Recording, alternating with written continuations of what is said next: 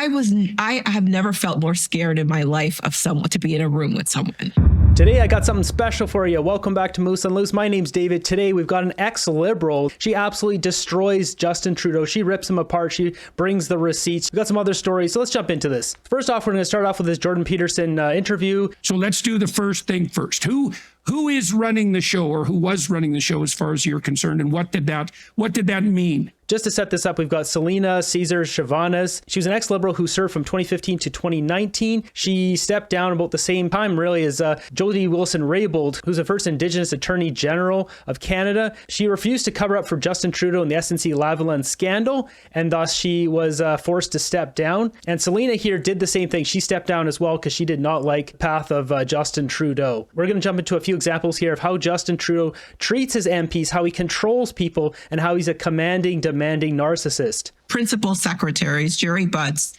Katie Telford, that were primarily running the show. When it comes to, after the incident with Jody Wilson-Raybould, when Jerry Butts stepped down, I thought he was the only adult in the room.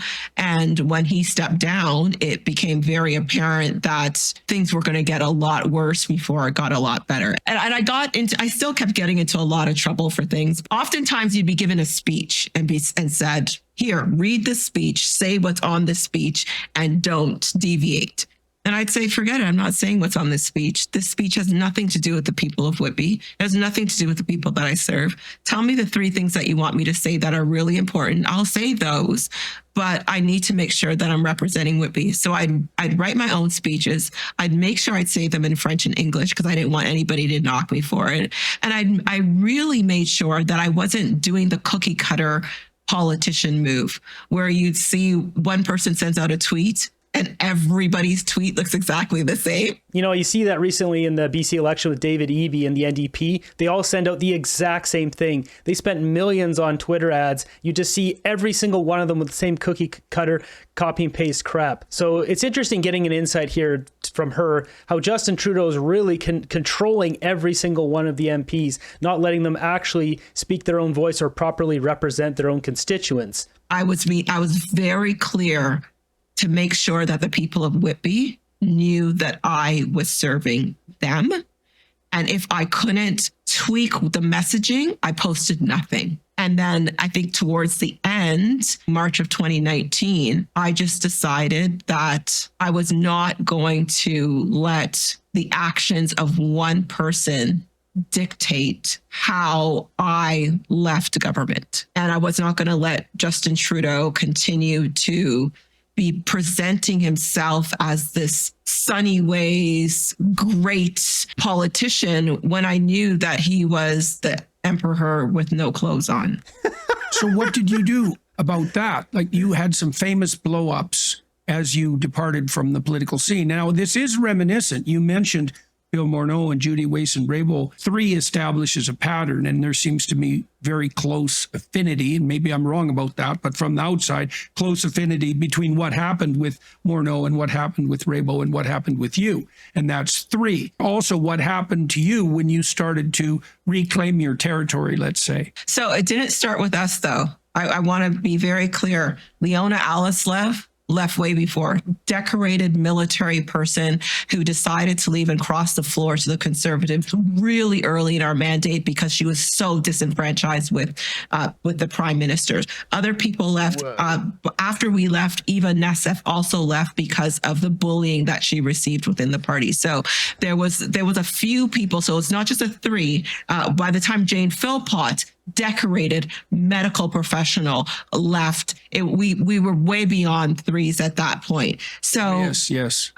Yeah, so there were quite a few. I didn't have to have a public blow up with the prime minister. When I told him that I was leaving in early March of 2019, I was very clear, feeling tokenized, not getting the support of the prime minister, just being very much marginalized within a liberal. It's so upsetting because it's one thing to say, you did some missteps, but I felt duped by a party that I really thought understood what it meant to be center, what it meant to have equity and justice, and to be disenfranchised by them because I wanted more for the people that I serve was disenfranchising for me. Yes, it was. Yeah, well, definitely. That is. I think a lot of liberals are realizing they were betrayed by the Liberal Party and Justin Trudeau. The reputation on the Liberals now is tarnished. Who knows if it will ever recover? I mean, who would ever trust those people again? Even when all of the Liberals get wiped out and there's none of them left that have been in Trudeau's caucus, it still has this dirty tinge to it that no one should ever go near again. That is actually the word. Betrayal. I called the prime minister and I said, look, I'm not running again. It's 4 years. I'm not getting a pension. I'm not getting anything. I just don't want to do this. He said, well, that was the same day that Jody Wilson-Raybould had stepped down. He couldn't have two women of color leave at the same day. That's what he told you. Really? Like, dude, that's not my problem. That was his first response to your... That's Justin Trudeau right now. Let's just take a quick look here. So I've got a list here of narcissistic qualities and grandiose sense of self-importance. Justin Trudeau, excessive need for admiration and attention. Lack of empathy, exploitive behavior. I mean, this is basically just describing Justin Trudeau. Preoccupation with fantasies of success, power, and beauty. Sense of envy and resentment of others' successes and possessions. Even this number 8 here, like with Poilievre getting close, knocking on the door, becoming prime minister, you see him getting these snarky little comments in the House of Commons like, oh, this guy wants to be prime minister. Like, you can see it right there. He's already envious that he's going to lose that. We've got exaggeration of achievements or talents, need for constant validation and admiration, manipulative tendencies. I mean, she's describing them right here. Difficulty accepting criticism or feedback. Criticize Justin Trudeau and he's coming right back at you. Envy or disdain for others. Superficial relationship and lack of genuine emotional connection. So we've got an example of that last one here, big time, coming up on this interview. Let's continue. Yes. Okay, so no, I'm going to play psychologist here for a minute, okay?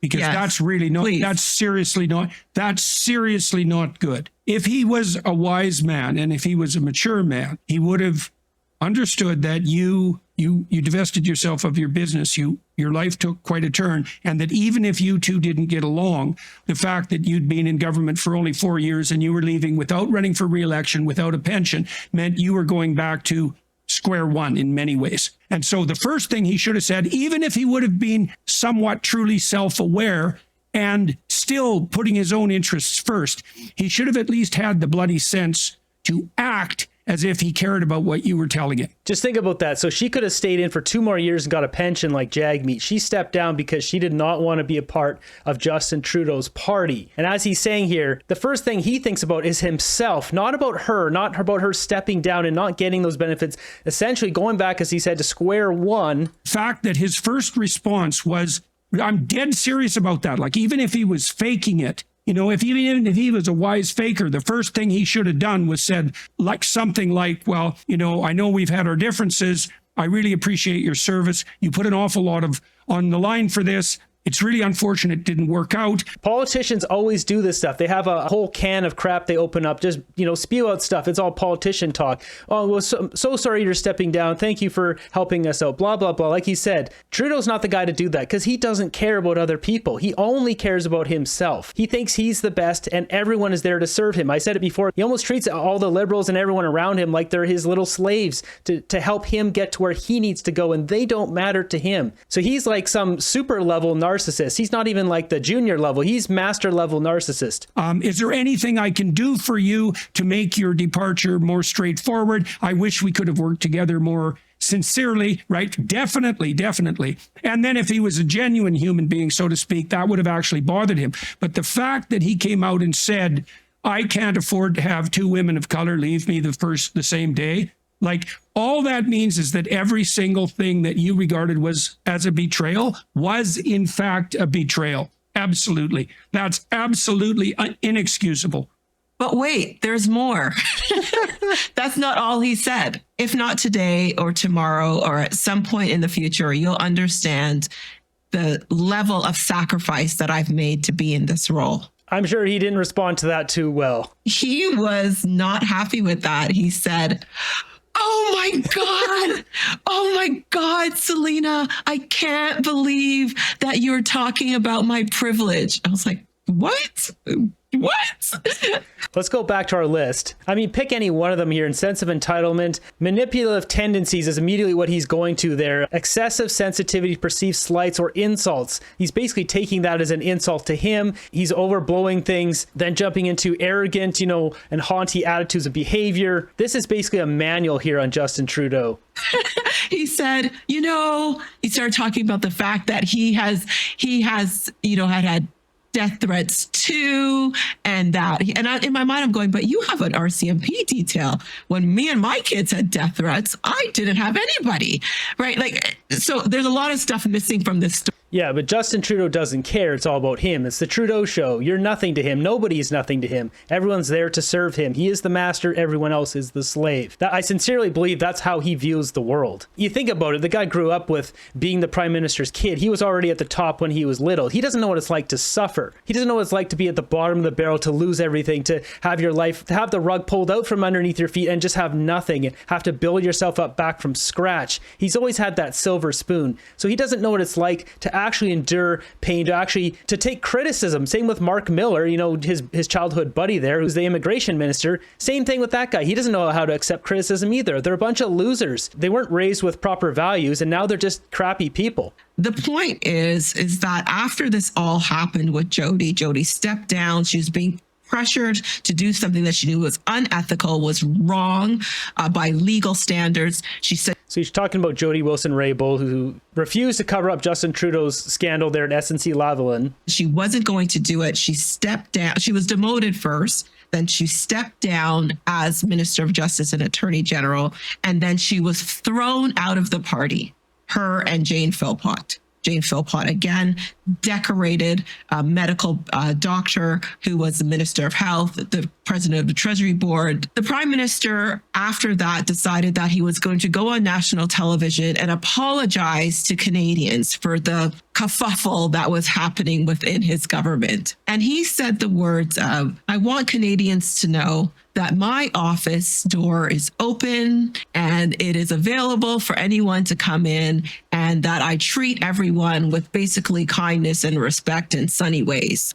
And I listened to that and I said, absolutely not. I had the first phone call with him in which he raked me over the coals for not appreciating him, although I had sacrificed just as much as he did and did exactly what he did to get into his position. I ran, I was elected. He just had a different title. We both worked hard, but I needed to appreciate him for whatever reason. Rake me over the coals for that. And then sense of entitlement, that's right into the narcissism. the second time I went to him, I went after that meeting and I said, I was going to go to him and say, look, you know what? We both said things we didn't mean on that phone call. Let's move it along. The level of contempt and almost hatred that he approached me with, I have never felt more scared in my life of someone to be in a room with someone.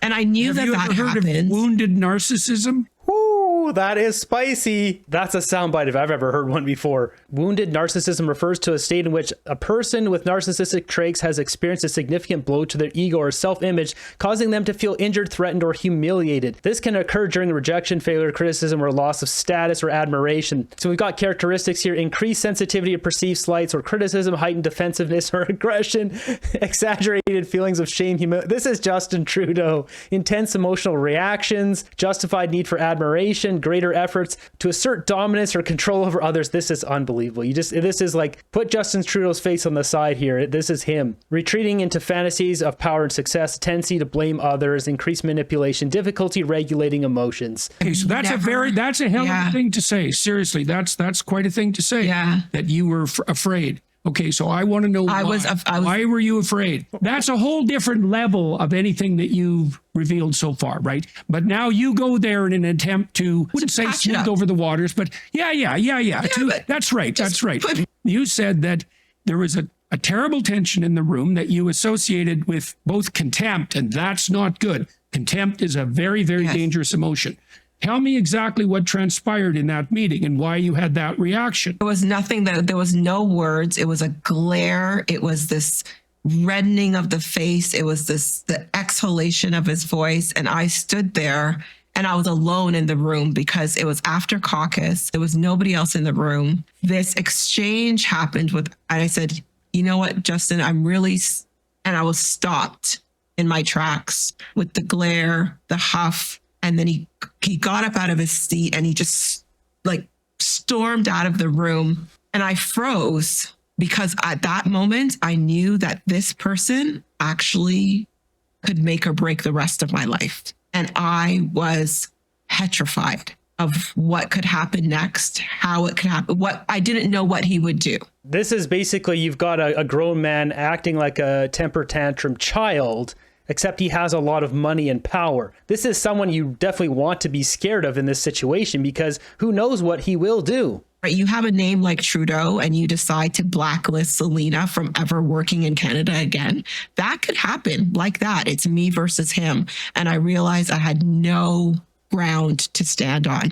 It was one of the lowest points for me. I went immediately, I called my psychiatrist and I said, I think I'm going to have another breakdown. Like I need a session. I'm in trouble. I'm actually in trouble here. Even talking about it now, I just wish I was stronger.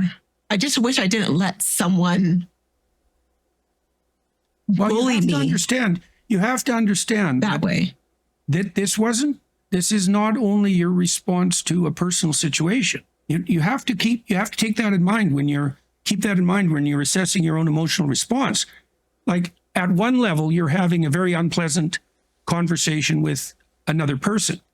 At another level, you are having a rough time with the leader of a very powerful country. Yeah, it's two things. You're quite literally the most powerful man in Canada and a confrontational moment with someone who is your boss. Nobody's really wired to deal with stuff like that. So this is quite the powerful interview. It's an hour and a half long. I'll link it up down below. You guys can watch this afterwards if you'd like the full thing. And just to take a look at who she is. So Selena Cesar Chavanez served from October 2015 to September 2019. So Trudeau's first term here. And she was succeeded by Ryan Turnbull. She also eventually stepped down as a Liberal and turned into an independent before she was done. So, which we can see here, she cited conflict with the Prime Minister for a decision to sit as an independent. She cited allegations of racism, microaggression, tokenization during her interactions, just as you heard from her. So this lines up with exactly with this interview. You got to wonder, after she's done this interview now, which is it's blowing up as we speak, is she at further risk of her job or any lashback from Justin Trudeau? The guy is going to see this and he's going to be pissed off. Because it's not just some guy like me on YouTube calling him a bonehead. This is someone who worked with him, calling him much worse than a bonehead. To say she was absolutely frightened to be in the room with him, maybe this paints a picture why Sophie Trudeau left him and went to be with the surgeon. Starting to get a picture here, maybe Justin Trudeau's not just a buffoon, but he's a rage monger, an angry, pompous, arrogant narcissist. Someone you don't want to be near, especially a person who's very powerful and rich. Next up, you guys got to check this out. So this is the guy who works for the government Cpac video reporting team. And he asked Karina Gould why Justin Trudeau replied to Poilievre's comments about removing the GST off of new home builds with foreign interference and not getting security clearance. Like I showed you guys the video yesterday. It was absolutely ridiculous. Trudeau does not respond to the questions. He's got Karina Gould here and he is directly asking her why Justin Trudeau doesn't answer the question. I do want to start with what happened in the House of Commons today, because here you have Pierre Poilievre asking the Prime Minister about the GST on housing, and instead we heard Justin Trudeau respond with questions about Pierre Poilievre's refusal to get security clearance. Your party says Canadians want to see their government work, but can it work if the Prime Minister does not answer the questions being asked of him during QP? Well, look, Michael, I mean, there's a really big question as to why Mr. Poilievre is not getting his security clearance. I mean, this is a man who is asking Canadians for their trust, to trust him enough to be Prime Minister. But he doesn't want to do the basic work of getting a security clearance to protect our national security. I mean, he's at the point now where he's saying that he would compromise the national security of Canadians, of informants, of security agents, of our security institutions. She's doing her best here to try to scare Canadians. She's looking haggard too. She's probably been stressed all day. and like not knowing how to deal with the problem, and knowing that the jail down the street's probably got room for her and her other liberal friends. To protect himself or to protect his party or to protect something. I mean, the question is he's hiding something and he's just refusing to be honest with Canadians. And so this is like Trudeau projecting 101. They're hiding something in those documents. I mentioned it in the previous video. What kind of government won't send over some documents to RCMP? They say Poilievre is the threat to national security. This is the threat to national security. So I think the Prime Minister's responses were incredibly important. This is something that is a matter of deep concern to all of us as Canadians. You know, it was just a couple of weeks ago that the RCMP came out and said that they have, you know, clear indications that there has been interference by India in Canada, that there have been people who, a Canadian citizen has been murdered, and there has been, you know, extortion and a whole bunch of crime associated with this that directly impacts the security of Canadians. And Mr. Poilievre doesn't want to know about it, and he doesn't want to talk about it. And that should be of extraordinary concern to every single Canadian, that he would rather hide something about himself than put the everyday security of Canadians and our national security first. What's interesting, if you watch her eyes when she's doing that face where she's pretending that she's concerned, her eyes are like darting left and right really quickly. This is textbook cognitive dissonance, showing discomfort and stress. Basically, someone's eyes darting back and forth. They're searching for the answer. They're racking their brain, looking for something to fill the space with, to convey a sense of truth when they know there's not one there. Essentially, she's trying to create a plausible story that's not actually true. But here we have a key question about housing and making it more affordable. Again, if you're trying to prove relevance to Canadians, does it look bad for your party by not answering those questions? This guy just straight to the point. Look at her. She's looking so haggard. She must have been so stressed all day. You get that face. You know, she looks like she is just drained. Well, look, we have a very strong record when it comes to housing. I mean, when our first mandate in 2017, we put forward the National Housing Strategy, and we have put... You've ruined housing. You guys have made it the worst ever in Canadian history. You have a strong record? She'd have better talking points if she's reading the back of a cereal box. What is going on with this woman? Forward, really important measures to make housing more affordable and to build more homes. And the Prime Minister did answer a number of those questions when it came to housing affordability. And what he did is he pointed out that what Mr. Poilievre often does, and what he's done in this instance, is he doesn't tell the full story. I mean, you know, he's talking about one element of his plan, but in order to do that, he also has to cut billions of dollars. Look at her, the increased rate of blinking. She's hiding lies. She's very easy to read. You can learn a lot by someone's eyes, whether it's just the darting, the blinking. These are not definitive. A case like Jagmeet, he's a hard guy to read. It's very obvious with her. From communities who need that money to build the infrastructure, to reduce the red tape, to actually enable those homes to be built. And so just think, do you know anyone who blinks this much ever? Just think, when you're nervous about something, is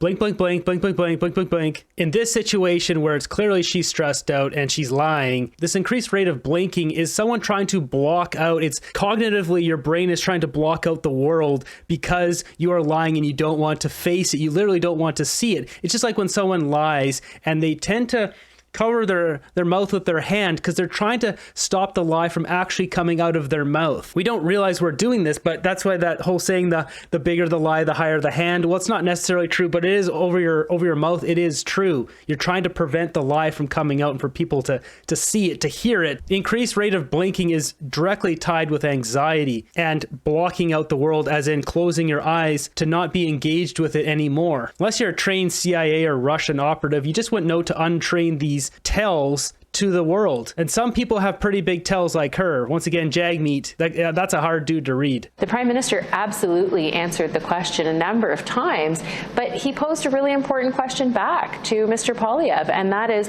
why will he not get his security clearance? What is it that he's hiding? You know, as you and I talk, it has been very interesting to watch the House since the return in September. And one issue right now. Notice too, she's fidgeting here. She's trying to get energy out of her body. She doesn't know where to put it. Now that has been percolating for a month is this conservative point of privilege. And for that to change, either your party, your government needs to produce unredacted documents on the former Green Fund, or you as government leader work with other parties to end that portion of debate. Are you pursuing either option seriously right now? Look, what the Conservatives are doing in the House of Commons right now is just plain wrong. They are trying to use their extraordinary powers, and they're abusing those powers of the House of Commons, of parliamentarians, to get around due process, to get around the judicial process in Canada. Admit they were wrong, that this is an abuse of power, dangerous precedent, constitutional issue, dangerous games, political vendettas. People are watching across country, not impressed by what's happening in the House. It does raise the speculation of possible prorogation. Will that happen anytime soon? No.